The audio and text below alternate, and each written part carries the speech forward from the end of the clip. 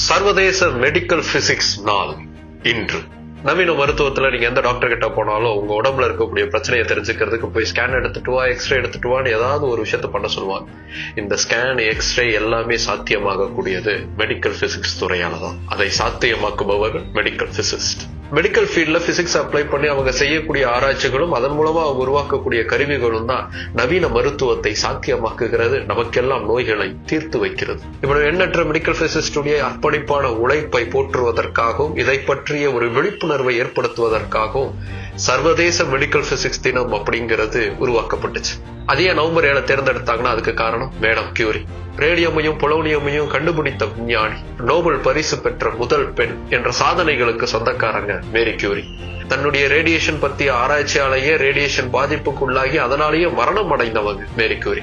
அவங்களுக்கு மரியாதை செலுத்தக்கூடிய விதமா international organisation for medical physics 2013 உலக அளவில் மெடிக்கல் பிசிக்ஸ் துறை பற்றியும் அதுல ஈடுபட்டு இருக்கக்கூடிய வல்லுநர்களை பற்றியும் ஒரு விழிப்புணர்வு ஏற்படுத்துவதற்காகவும் பல மாணவர்கள் அத்துறையை தேர்ந்தெடுப்பதற்காகவும் சர்வதேச மெடிக்கல் பிசிக்ஸ் நாள் என்று நவம்பர் 7 அறிவித்த தினம் இன்று.